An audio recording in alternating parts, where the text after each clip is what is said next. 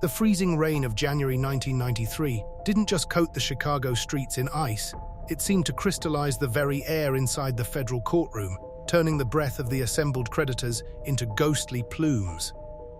Edward Schwinn Jr. sat at the defense table, his hands resting on a mahogany surface that felt as cold as a tombstone. To the outside world, this was a bankruptcy hearing, a clinical redistribution of assets and debt. But for those who knew the history of the Humboldt Boulevard estate, this was an exorcism. For a century, the Schwinn name had been the iron heartbeat of American childhood, a symbol of chrome-plated freedom that felt as permanent as the gravity it defied. Yet, as the gavel fell, the sound didn't evoke the closing of a deal. It sounded like the snapping of a heavy-gauge steel chain. There is a persistent, whispered legend among the former house staff of the Schwinn Mansion that on this exact morning, the great-grandfather's portrait in the library fell from the wall without a draft to push it. It is said the glass shattered into exactly 13 shards, a jagged omen for a dynasty that had forgotten that even the strongest steel eventually fatigues. How does a family that owns the very concept of the American road find itself suddenly stalled, stripped of its engine, and left to rot in the silence of a courtroom? The cost of their arrogance was not just measured in dollars, but in a spiritual debt that had been accumulating behind the mansion's limestone walls for decades.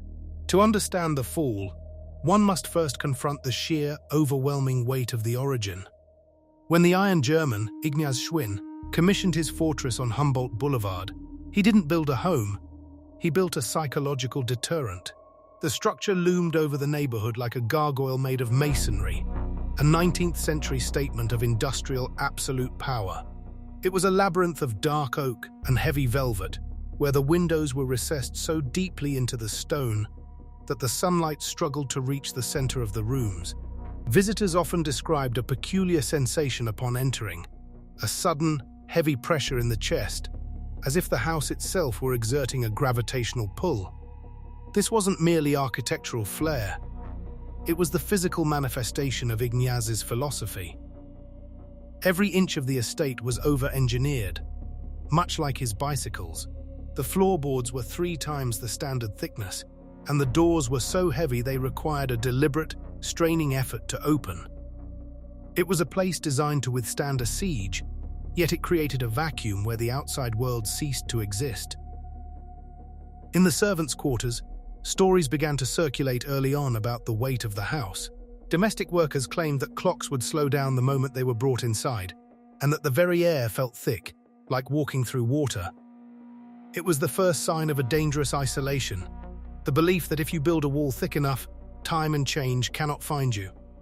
The sheer mathematics of the Schwinn dominance provides a dopamine hit of pure industrial adrenaline. At the peak of their reign, the family didn't just lead the market, they were the market. Consider the concrete reality of their empire. The Chicago factory on North Costner Avenue spanned over 1 million square feet of manufacturing space, a sprawling cathedral of grease and heat. In a single year during the post-war boom, Schwinn was churning out over 1 million bicycles, which accounted for a staggering 25% of the entire United States market. The cost of the Humboldt estate in today's currency would exceed $15 million, a sum primarily invested in materials that prioritized mass over beauty. The mansion featured 32 distinct rooms, including a basement vault designed to hold the original blueprints of every patent the company owned. A hoard of intellectual property valued at tens of millions. The family's personal wealth was estimated to be in the top 0.1% of American households, allowing them to ignore the fluctuating price of steel, which rose by 40% in the decade following the war. But numbers have a way of turning into chains. The overhead to maintain the Schwinn standard was burning through $50,000 a week in maintenance alone. They were a high-mass object moving at incredible speed, and as any engineer knows, the more mass an object has, the harder it is to change its direction when a cliff appears on the horizon. While the public saw the gleaming chrome of the showroom, the interior of the Schwinn estate held a darker, more mechanical reality. Ignaz had installed a series of hidden service tunnels and a primitive internal communication system that allowed him to monitor the house from his study. It was a precursor to modern surveillance, a grid of copper pipes and speaking tubes that turned the mansion into a giant ear. Legend has it that one young valet, a Polish immigrant named Marek, went missing in the crawl spaces between the third floor and the attic in 1924. The official police report cited a simple disappearance, a man seeking a new life, but the remaining staff told a different story. They claimed that on quiet nights, when the wind died down, you could hear a rhythmic metallic clicking coming from inside the walls, like a bicycle chain being spun by an invisible hand. The family ignored these reports, dismissing them as the superstitions of the uneducated, but the ghost in the gears became a permanent fixture of the house's lore. It represented the first crack in the family's controlled environment, the realization that there were systems within their own home that they could no longer explain or govern. This hidden tension mirrored the factory floor, where the machines were beginning to grow sentient with age, demanding more and more blood and sweat just to keep the gears turning. What was the true price of the indestructible Schwinn? Perhaps it wasn't just money, but a piece of the soul of everyone who touched the iron. Ignaz Schwinn was not a man who understood the concept of rest. To him, stillness was a form of decay. While his peers in the Chicago elite were joining social clubs and sponsoring the arts, Ignaz spent his twilight hours pacing the perimeter of the Humboldt estate, measuring the settling of the foundation with a precision that bordered on the pathological. He was a man carved from the same unyielding carbon steel he used for his frames, and he expected his family to mirror that rigidity. There is a dark, recurring story from the winter of 1908 involving a young scullery maid who dared to hum a popular melody while polishing the grand staircase.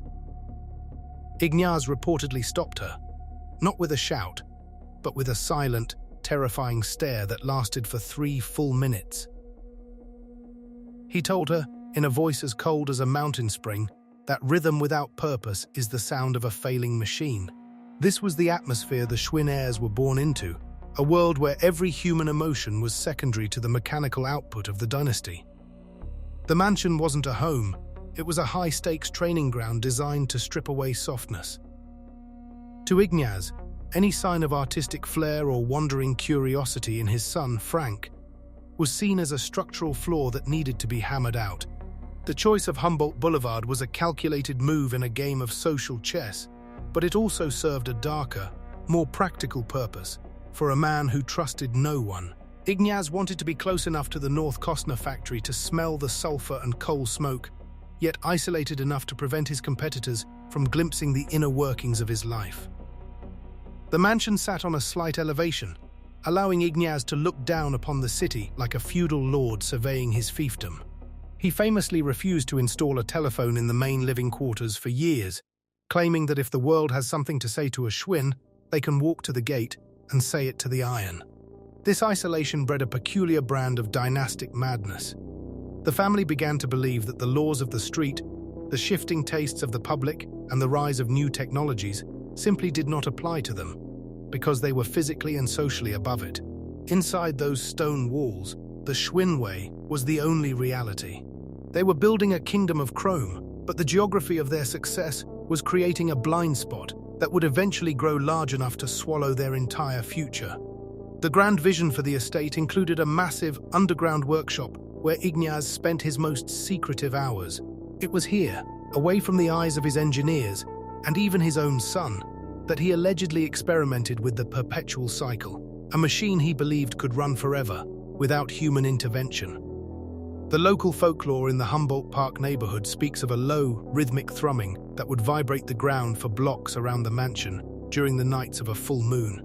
Some neighbors whispered that Ignaz was trying to build a bicycle that didn't need a rider, a mechanical ghost that would carry the Schwinn name into eternity.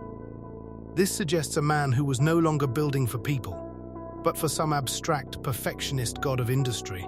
He had lost sight of the child pedaling on the sidewalk. He was only interested in the absolute victory of the machine over time.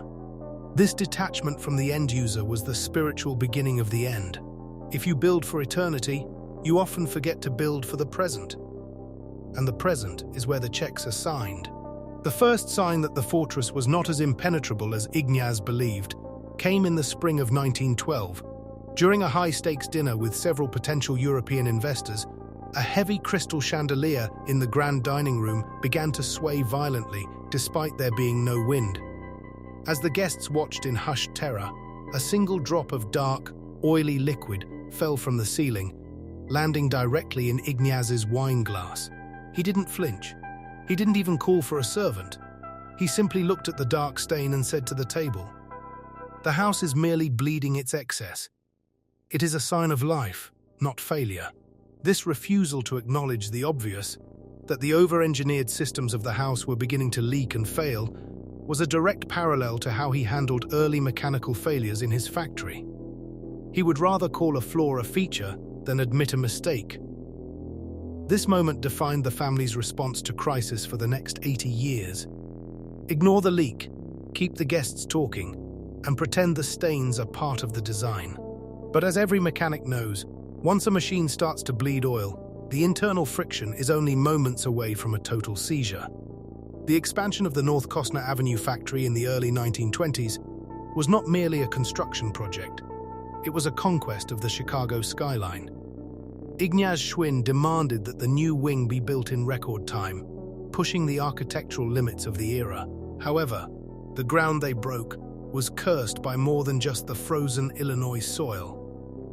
Local legend tells of a hidden toll paid during the foundation pour. It is whispered that during a night shift in November, a massive vat of molten industrial sealant ruptured, claiming the lives of 3 immigrant laborers whose bodies were never recovered from the deep trenches of the sub-basement. Rather than halting production for a recovery effort, Ignaz allegedly ordered the concrete to be poured directly over the site, effectively sealing the men into the very bones of the empire. To this day, elderly former employees speak of the 3 grinders, rhythmic thumping sounds that emanate from the floorboards of the assembly line during the graveyard shift.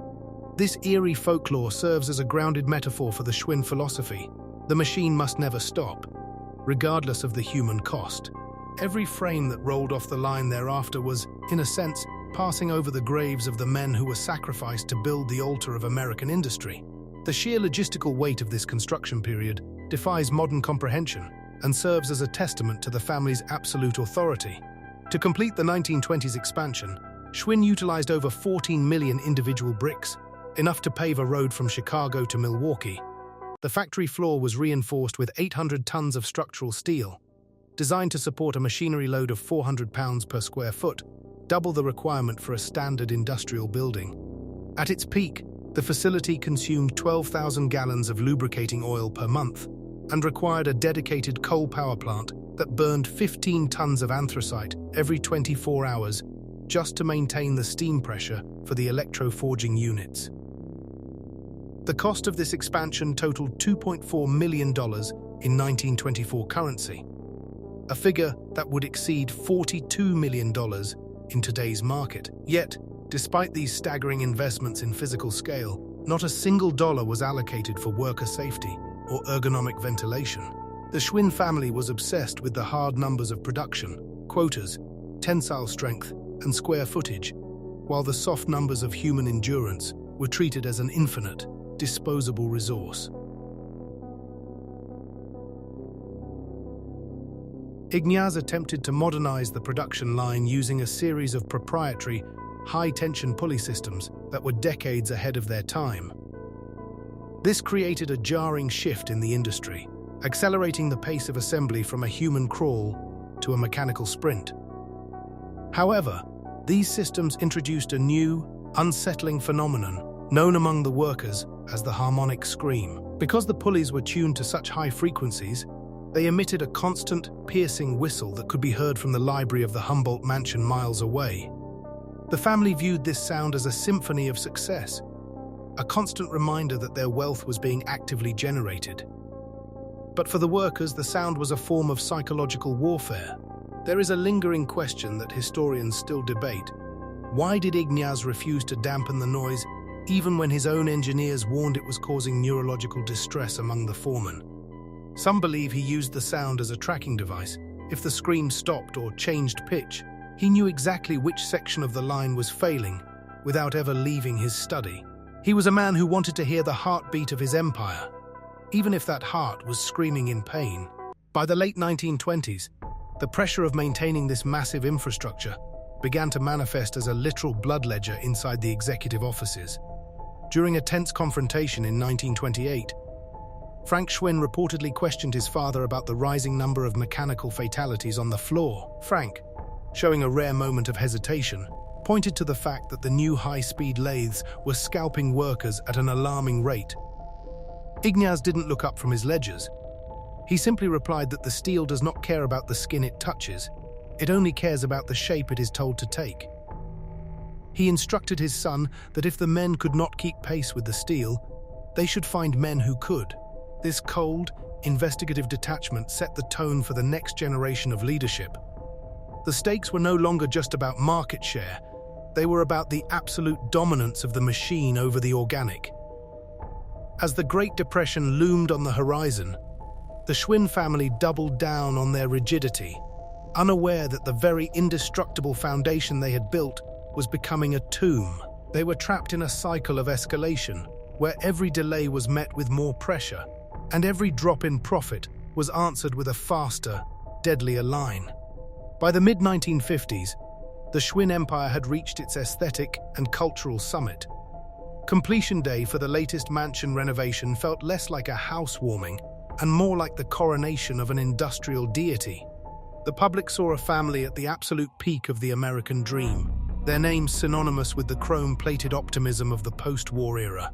However, a sudden shift occurred during the inaugural gala that few dared to speak of.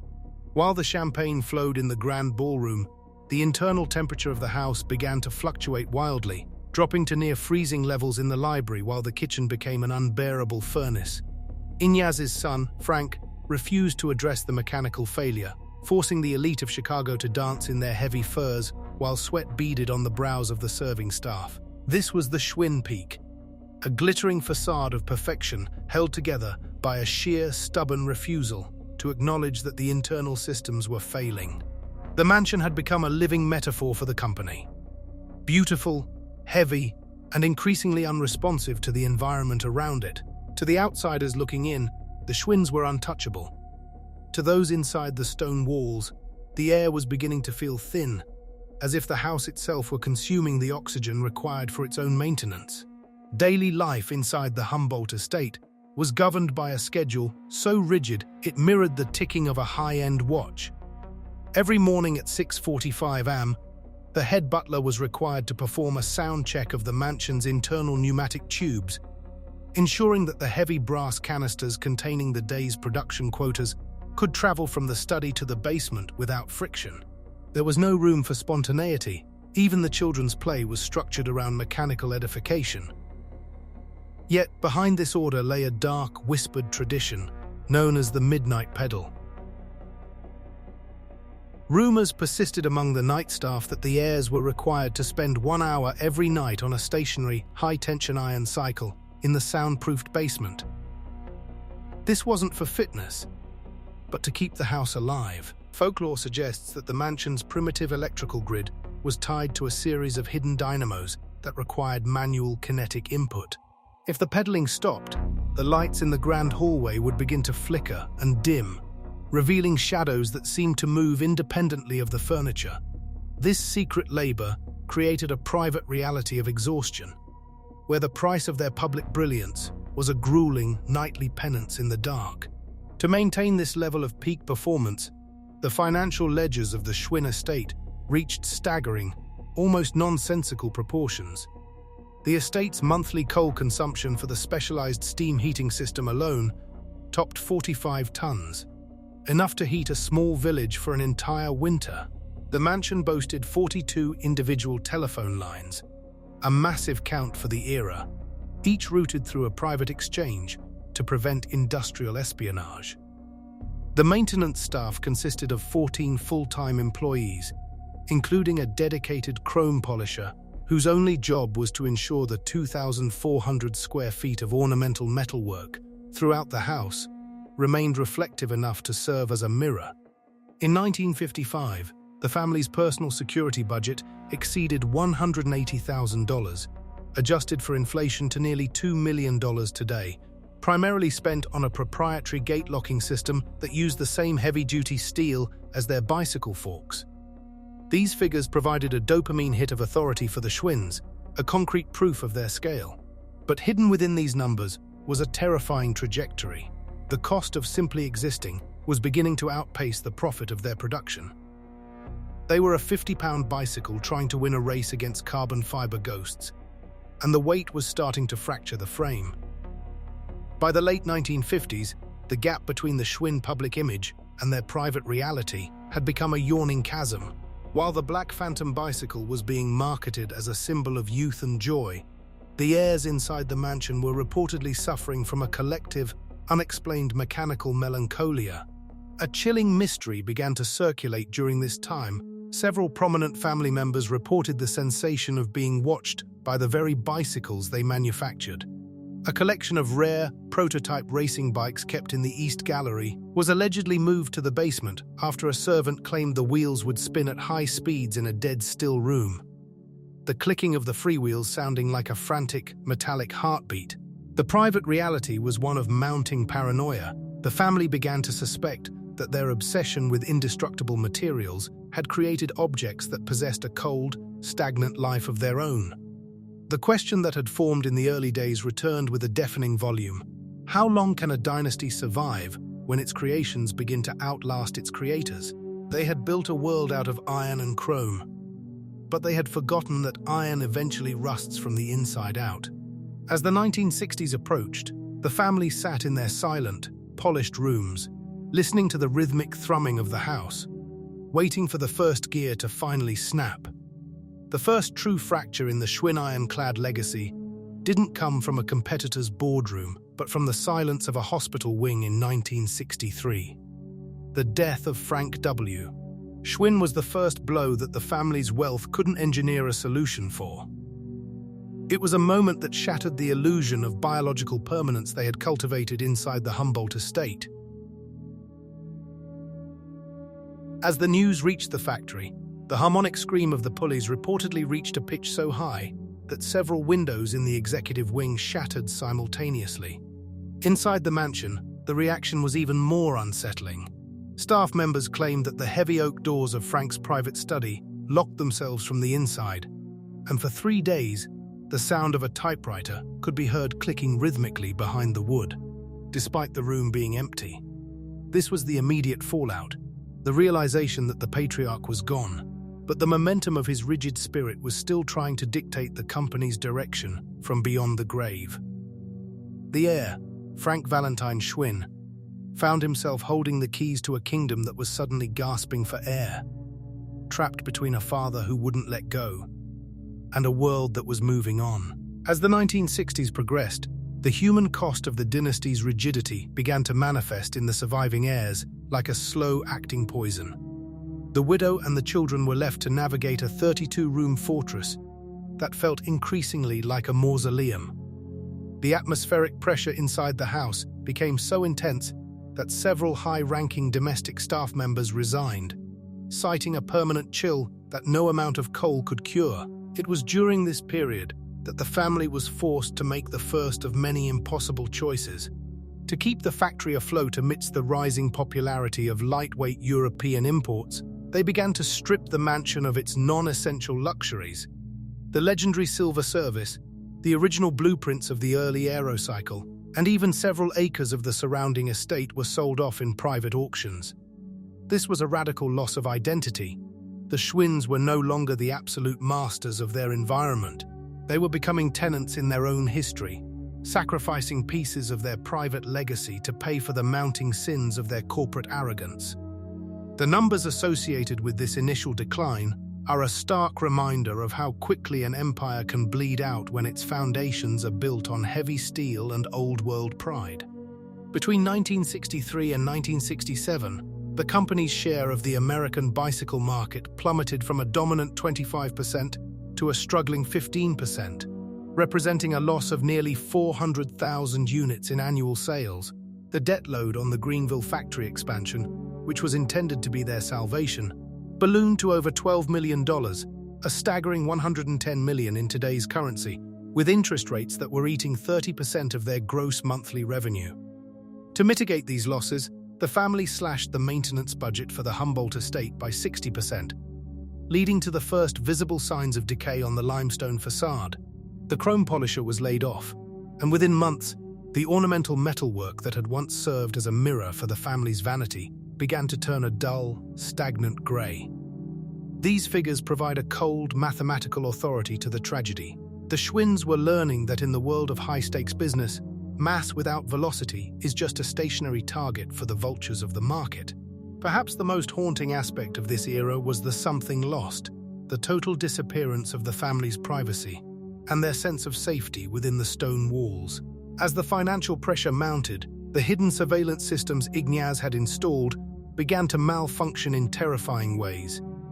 The internal speaking tubes, once used for production quotas, reportedly began to broadcast the sounds of the factory floor, the grinding of metal, the shouting of foremen, the rhythmic thudding of the presses, directly into the bedrooms of the heirs at 3 Do Am. There was no way to turn it off. It was as if the factory and the mansion had merged into a single, agonizing entity that refused to let the family sleep. One local legend tells of a young niece who fled the house in the middle of the night, claiming she saw her grandfather's ghost in the basement, pedaling a bicycle made of pure white-hot light. She never returned. The family was losing more than just money. They were losing their minds to the very machines they had spent a century perfecting. The fortress had become a prison, and the bars were made of the very chrome they had once worshipped. By the early 1970s, the Schwinn family reached a crossroads that would forever alter the DNA of the American industrial landscape. The radical decision was made to abandon the very thing that had built their name, the Chicago craftsmanship. Edward Schwinn Jr., facing a mounting debt of over $20 million and a workforce that had become a ghost of its former self, looked toward the east. The decision to outsource production to a then unknown Taiwanese company called Giant was a shock to the tradition that had stood for nearly a century. This was a tactical reinvention that felt like a betrayal to the men who had spent 40 years in the heat of the North Costner furnaces. The public reaction was one of slow-burning judgment. Long-time dealers began to notice a subtle shift in the soul of the machines. The steel felt thinner, the welds less precise, and the Schwinn hum was replaced by a hollow, tinny vibration.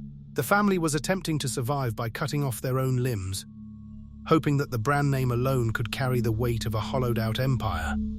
As the production shifted across the Pacific, the Humboldt mansion itself began to take on a new, unexpected role. No longer just a family residence, it was transformed into a high-security corporate institution. The third floor, once the private quarters of the heirs, was converted into a labyrinth of filing cabinets and encrypted communication lines.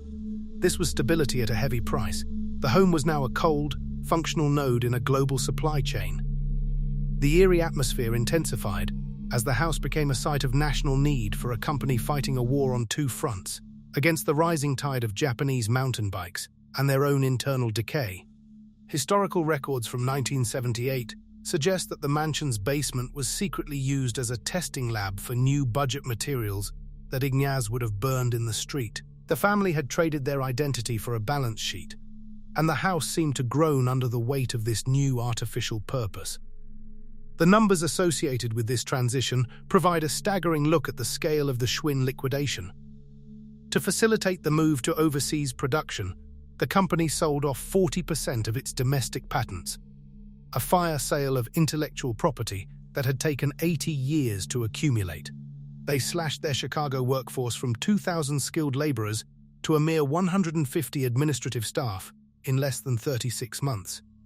The Humboldt estate's operational costs were further cannibalized, with the $15,000 a year landscaping budget being zeroed out entirely, allowing the Chicago ivy to slowly strangle the limestone walls.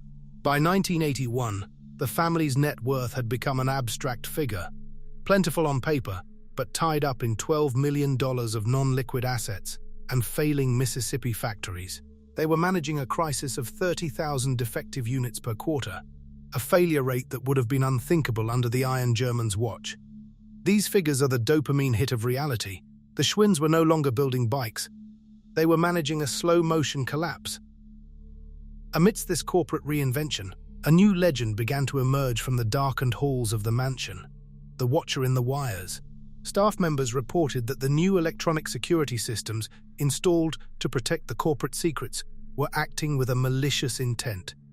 Digital displays would allegedly show the names of the laborers who had died during the 1920s expansion, and the internal phone lines would ring with a sound described as metal teeth grinding on glass. There is an open loop here that remains a chilling mystery. Why did 3 different security firms quit the Humboldt contract within a single year, all refusing to return their final payments? They claimed that the house was no longer a dwelling for the living, but a processor for a company that had lost its soul. The Schwinns were surviving, but they were altered, becoming as cold and mechanical as the outsourced parts they were now forced to sell. The mansion had become a monument to a hollow victory, a place where the lights stayed on, but nobody was home. By the mid-1980s, the atmosphere within the Humboldt mansion had shifted from corporate coldness to an air of frantic, terminal desperation. The family was no longer just managing a brand. They were attempting to outrun a financial shadow that was growing faster than their ability to innovate. The factory in Greenville, Mississippi, which was supposed to be the domestic savior of the brand, had become a bottomless pit for the family's remaining capital. It was a site of constant mechanical failure and labor unrest, a mirror image of the decay back in Chicago. Inside the mansion's executive war room, the high-stakes dialogue between Edward Schwinn Jr. and his chief financial officer became increasingly grim. Reports suggest that during one particularly heated midnight session, the CFO threw a ledger across the room, shouting that they weren't just losing money, they were losing time. Edward's response was a chilling echo of his great-grandfather's iron-willed stubbornness. He insisted that the Schwinn name was a law of physics, and laws of physics do not go bankrupt. This refusal to pivot, even as the walls were literally closing in, was the final psychological break that ensured the dynasty's destruction. The human cost of this era was marked by a series of impossible choices that stripped the family of their last remaining dignity. As the bank accounts dwindled, the heirs began to sell off the very history that defined them. The original 1895 partnership agreement between Arnold and Schwinn, a document that was essentially the birth certificate of the American bicycle, was reportedly sold to a private collector to cover a single month's interest on a bridge loan. This was followed by the liquidation of the family's private collection of pre-war prototypes, machines that were meant to be the cornerstone of a future museum. Every time a piece of history left the mansion, a piece of the family's identity seemed to vanish with it. The mansion staff, now reduced to a skeleton crew of 3, claimed that the house reacted to these losses with a series of structural protests. Pipes would burst in rooms that hadn't been used in years, and the grand staircase began to sag, as if the very wood was exhausted by the weight of the family's failure. The scale of the collapse can be seen in the brutal, concrete numbers of the 1980s ledger. By 1985, the company's debt-to-equity ratio had reached a terrifying 4-to-1, with total liabilities exceeding $60 million. The Greenville facility was operating at only 40% capacity, yet it was consuming over $250,000 a month in utility and maintenance costs. The family's personal holdings, once valued at over $50 million, had been leveraged to the hilt, with 85% of their liquid assets tied up in collateral for loans that were now underwater. In a desperate attempt to stay afloat, they cut the research and development budget by 90%, effectively handing the future of the mountain bike market to their competitors on a silver platter. They were spending $1.2 million a year on legal fees alone, fighting a losing battle against creditors and patent infringements. These numbers provide the dopamine hit of authority that confirms what the folklore suggests. The Schwinns were a house of cards built out of heavy-gauge steel, and the wind was picking up. In the final years before the 1992 filing, the mansion became the site of a bizarre and unexplained phenomenon known as the static purge. Visitors and remaining staff reported that all electronic devices, clocks, radios, and the newly installed computers would simultaneously emit a burst of white noise at exactly 4:14 p.m. every day, the time the final whistle used to blow at the North Kostner factory. This open loop has never been fully explained. Some tech experts suggest it was a massive grounding error in the estate's aging electrical grid, while others believe it was the ghost in the machine finally manifesting. During these purges, it was said that the temperature in the basement vault would spike to over 100 degrees, as if the heat of the old furnaces was trying to reclaim the space. The family lived in a state of permanent something lost, unable to distinguish between the corporate reality of their ruin and the paranormal reality of their home.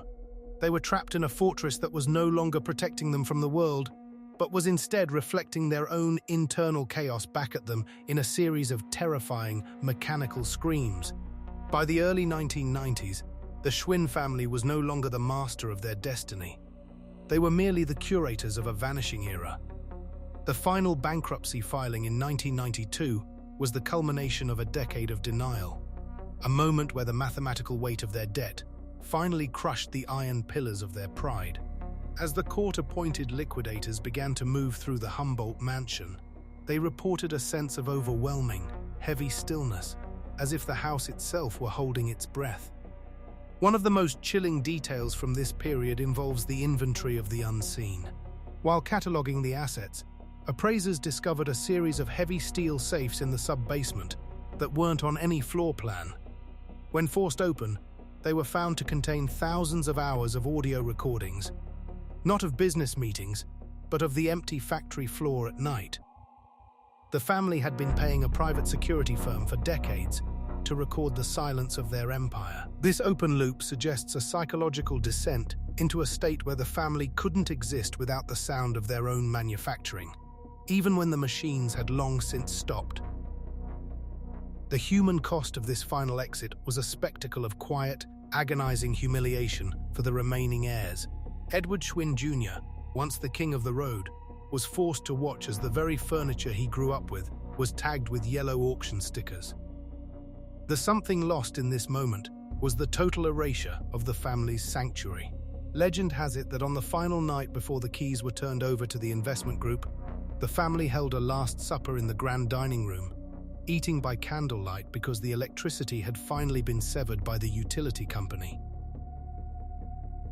The staff who assisted reported that the family sat in total silence for 4 hours, listening to the house groan as the temperature dropped. There is a persistent folklore that when they finally walked out the front door, the heavy iron gates of the estate swung shut and welded themselves shut through a freak atmospheric electrical discharge. Whether this was a literal event or a metaphor for the finality of their fall, it marked the end of a 100-year reign. The Schwinns were now outsiders in a city their name had once defined.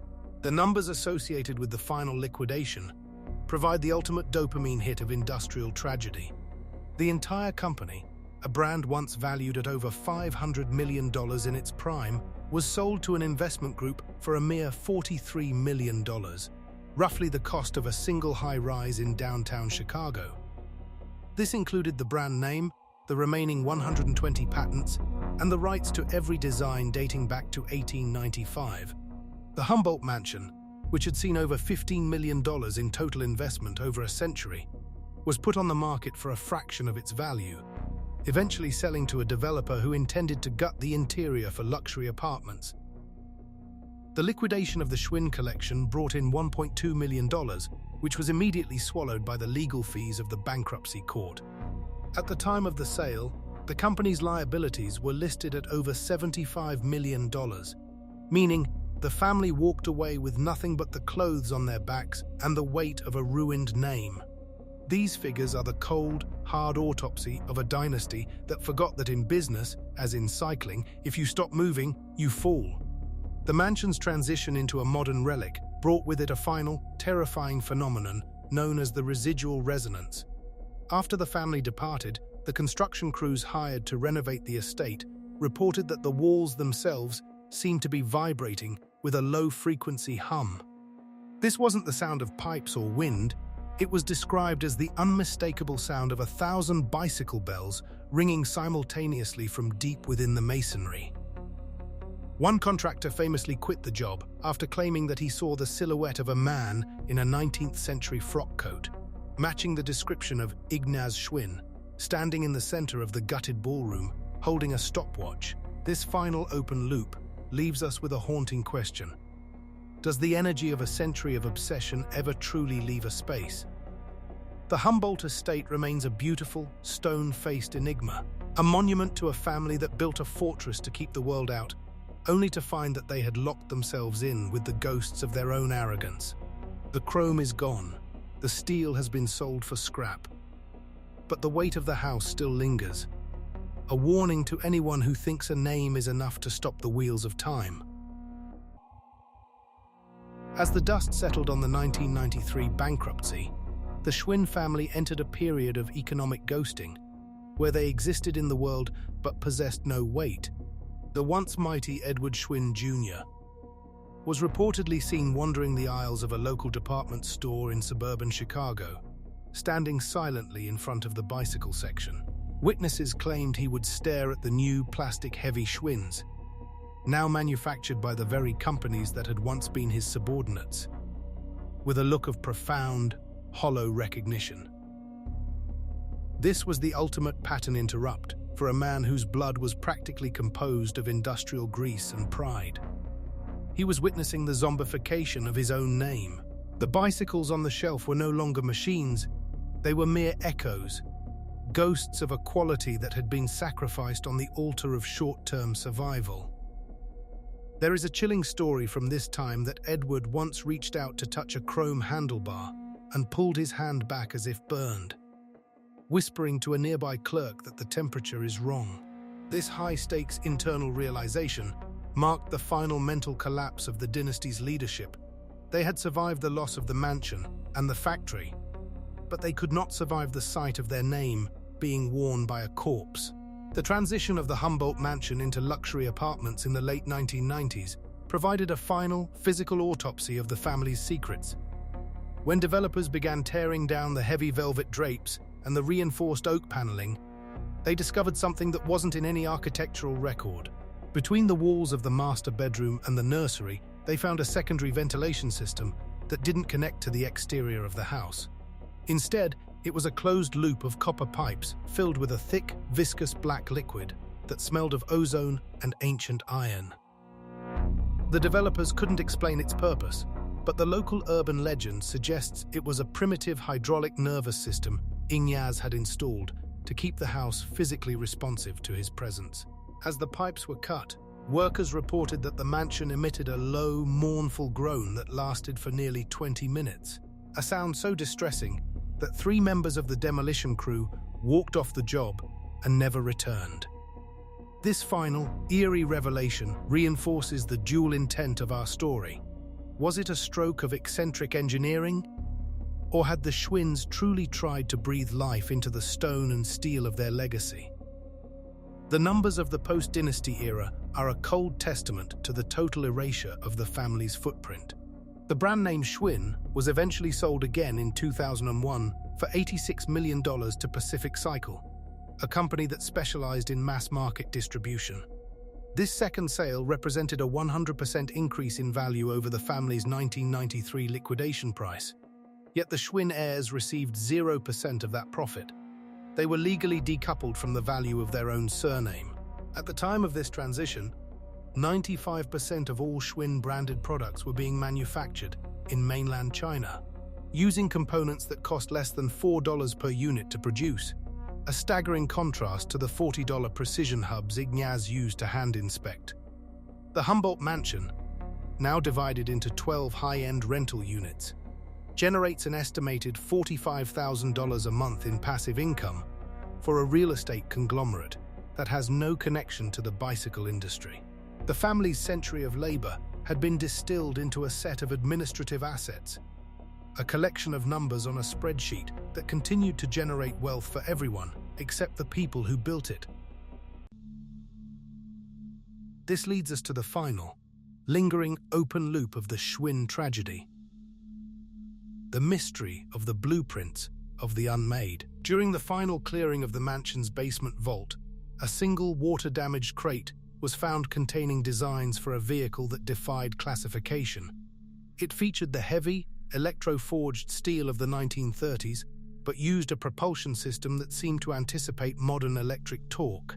The blueprints were unsigned and undated, but they carried the unmistakable iron German precision. Some believe this was the redemption machine, the bike that could have saved the company if the family hadn't been so blinded by their own chrome cage. The whereabouts of these plans today are unknown. They allegedly vanished during the transition to Pacific Cycle. Did the family take them as their last act of defiance? Or were they buried under the concrete of a suburban parking lot? The verdict remains open, but the lesson is clear. The Schwinns built a machine that could withstand a nuclear blast. But they couldn't build a heart that was humble enough to change. The final descent into the abyss of the Schwinn dynasty was not marked by a sudden explosion, but by the hollow, echoing sound of a name losing its meaning. By the late 90s, the family had become ghosts in their own city, drifting through the streets of Chicago like relics of a sunken civilization. Edward Schwinn Jr. was frequently spotted at local industrial auctions, standing in the back of the room with a gaze that seemed fixed on a horizon no one else could see. There is a chilling account from a former business associate who encountered Edward in 1997. He claimed that when they shook hands, Edward's skin felt unnervingly like cold, brushed aluminum. He spoke in a low, rhythmic cadence, obsessing over the tolerances of his current life, as if he were still measuring the quality of a steel hub. This was the ultimate pattern interrupt. The man who once controlled the roads of America was now a pedestrian in a world that had moved on to carbon fiber and digital interfaces. The psychological weight of the something lost had finally achieved a total takeover, leaving behind a shell of a man who still believed he was made of iron. The Humboldt Mansion itself, now stripped of the family's presence, entered a phase of architectural rejection. As the new developers attempted to install modern high-speed internet and fiber optic cables, they encountered a series of inexplicable blockages within the stone walls. It was as if the mansion were physically fighting the intrusion of the new world. In 1999, a team of electricians discovered a hidden chamber behind the grand fireplace that contained nothing but a single, pristine 1948 Black Phantom suspended from the ceiling by heavy industrial chains. The bike was spotless, its chrome gleaming as if it had been polished that very morning, despite the room being sealed for decades. This open loop, the sentinel in the stone, suggests that the family had left a piece of their soul behind to guard the fortress. When the workmen tried to move the bicycle, the mansion's entire electrical grid surged, blowing out the transformers for 3 city blocks. The message was clear. The Schwinns may have lost the legal battle for their name, but they had claimed an eternal, ghostly squatting right within the foundations of their pride. The numbers that define the final erasure of the Schwinn legacy are as cold and unforgiving as a midwinter frost on Lake Michigan. By the time the brand was absorbed into the global conglomerate Doral Industries in 2004, the Schwinn name was being applied to over 150 different types of products, from cheap helmets at big box retailers to mass-produced exercise bikes.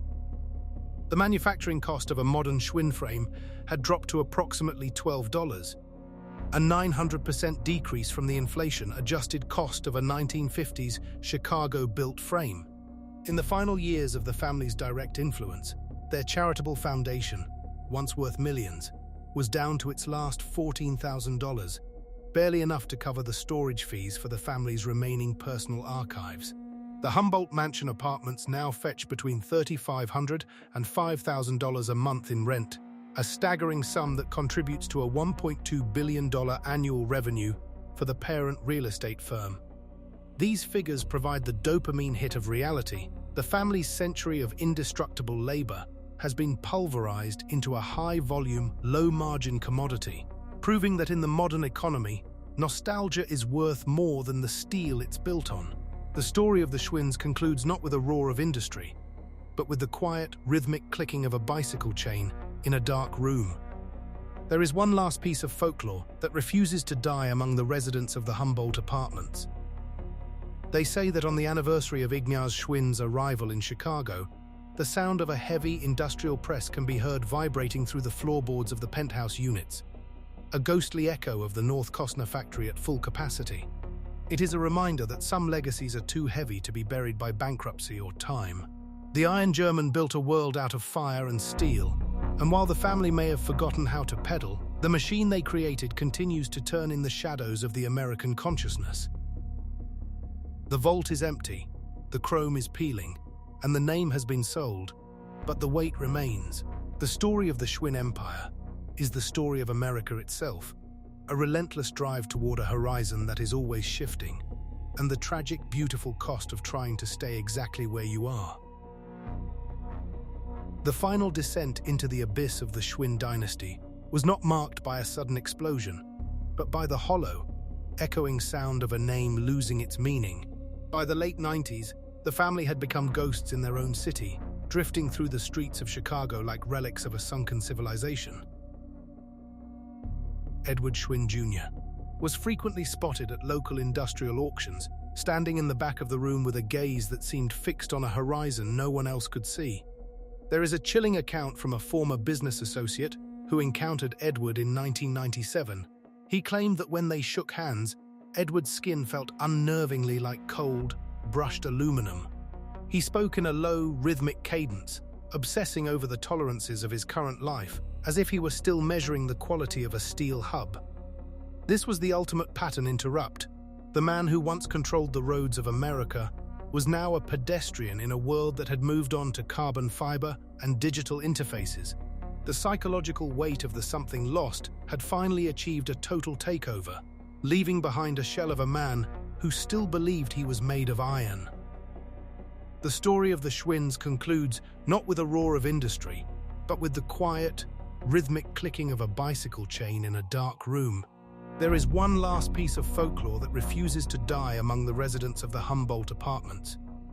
They say that on the anniversary of Ignaz Schwinn's arrival in Chicago, the sound of a heavy, industrial press can be heard vibrating through the floorboards of the penthouse units, a ghostly echo of the North Costner factory at full capacity. It is a reminder that some legacies are too heavy to be buried by bankruptcy or time. The Iron German built a world out of fire and steel, and while the family may have forgotten how to pedal, the machine they created continues to turn in the shadows of the American consciousness. The vault is empty, the chrome is peeling, and the name has been sold, but the weight remains. The story of the Schwinn Empire is the story of America itself, a relentless drive toward a horizon that is always shifting, and the tragic, beautiful cost of trying to stay exactly where you are.